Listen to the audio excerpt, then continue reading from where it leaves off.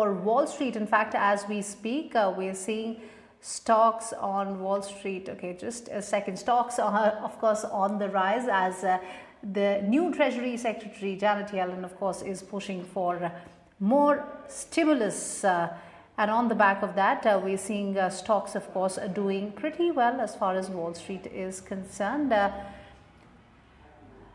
Meanwhile, on the other hand, as far as the commodities are concerned, we're seeing gold. Gold, of course, has lost out pretty much. In fact, it has seen the worst start that we've seen since 1991, has lost about 7% year to date since the year 2021. So let's talk about what's happening with the global markets, crude and gold, with Peter Cardillo, who's joining us. Peter, hi, good evening. This is Ruchi Bhatia. Let me first begin by asking you about the Treasury Secretary, the new US Treasury Secretary, Janet Yellen, once again talking about more stimulus for pushing economic recovery, given the fact that we're seeing a lot of flip-flop as far as the global economy is concerned, with, of course, worries of coronavirus and how the vaccine drive has also been going. I want to understand from you, in terms of the stimulus, what is it that the markets, of course, would be watching out for?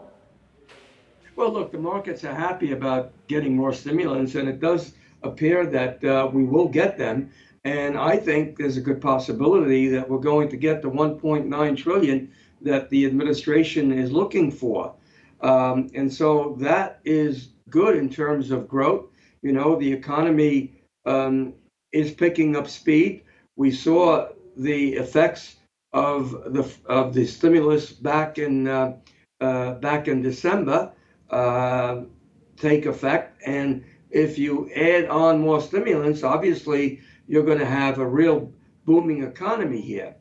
And Janet Yellen has been saying that it's better to overstimulate than not to overstimulate, because the risk factors are greater than perhaps the market might be anticipating.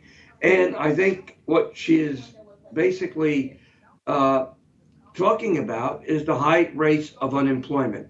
And that's the basis, I think, for this administration wanting to take the chance in overstimulating the economy.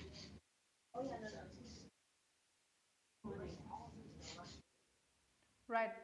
Peter, I also want to get a sense from you on what's happening with commodities. If you look at oil prices, we're seeing oil extending its losses. However, this is really the highest levels that we've seen in some time. In fact, Brent crude hovering close to $63 per barrel, and a part of it is on account of the freezing weather that we're seeing in the US. But besides that, how important do you think is going to be the OPEC Plus meeting that is coming in the month of March? And besides that, I also want to get a sense from you as far as gold is concerned as well, because as far as we're seeing gold, that has had a worse start for the year 2021. So what's happening with these two commodities? Yeah, well, let's talk about oil first. Obviously, we had a nice rally. WTI was as high as a little over $61 earlier in the week, and that was mostly due to the fact that that was mostly due to the fact of the Texas situation. But that is starting to ease up, and of course, the freeze seems to be dissipating, and so we're seeing a little bit of pressure in the oil market this morning. But I think the real reason for the market hesitating here is due to the fact that the Saudis have indicated that they will probably be raising production next month, and that's because their production cuts over the past 2 months are indeed rebalancing the market. So I think the market is somewhat fearful that maybe OPEC might be taking its foot off the brakes a little too soon.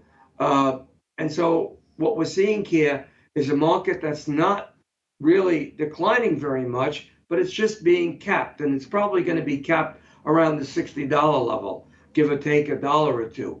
But I think that, with the focus of the global economy probably regaining strength in the second half of the year, that oil prices are probably headed higher. But for now, I think we just stick around these levels. As far as gold is concerned, it's been very disappointing. And from a technical standpoint, it's just it's under a bearish grip at this time. And just the other day, there was a lot of talk about of gold moving down even further when a dead cross was formed on the charts.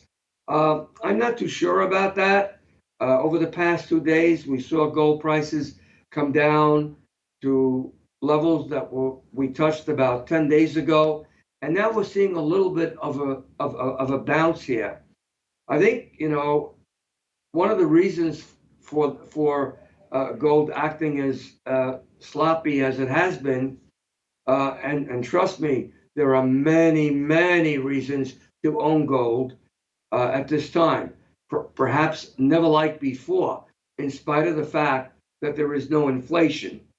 That inflation is tame. I think part of the reason is because a lot of speculation is in the Bitcoin.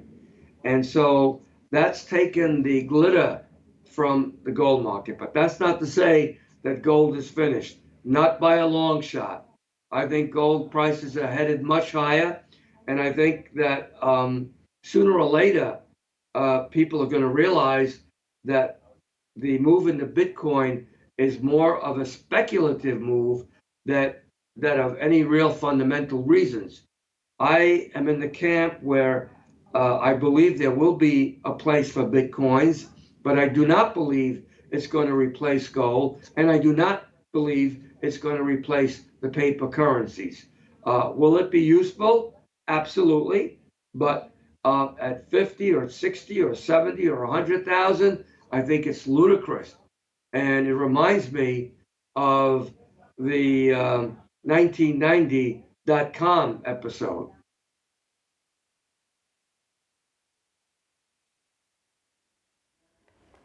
All right, Peter, appreciate you taking your time out and speaking with us. As Peter is saying, gold is not going to go anywhere, anywhere, anytime soon. So, Peter, appreciate you taking your time out and helping us make sense of what's happening with all the other asset classes, including Bitcoins.